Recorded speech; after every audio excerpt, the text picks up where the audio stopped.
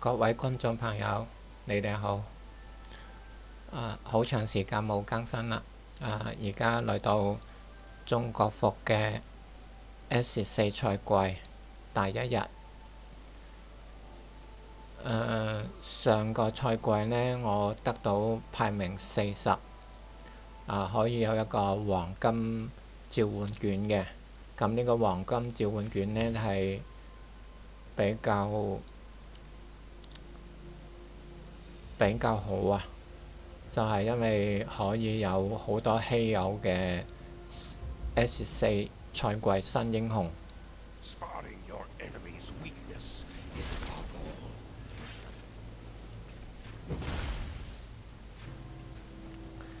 咁因為時間嘅關係嘅話呢，新英雄先未介紹住，我先點一點個技能先。有興趣嘅朋友可以自己慢慢睇一下。咁我自己就睇咗㗎啦，就係比較厲害嘅，即係屬於元素隊伍中增強嘅第二輸出英雄，亦即係補強咗輸出。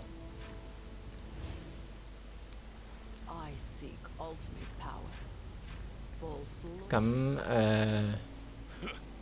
呢一個夏拉瑪呢，就太強大啦，所以就調到去 S 賽季。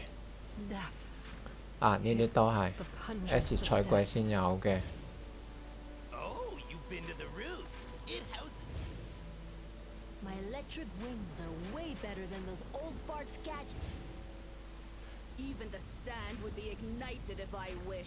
後邊呢幾個以前正式服、以前國際服都睇到㗎啦。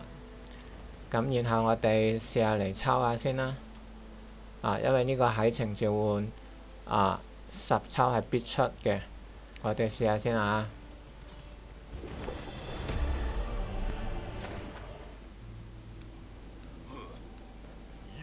夏拉瑪，呢一個呢係出係比較高嘅，再嚟一次啦，睇下可唔可以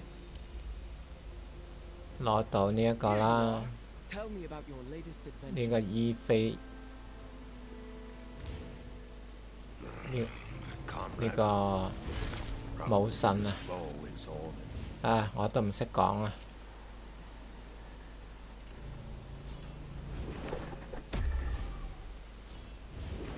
好吧，再嚟。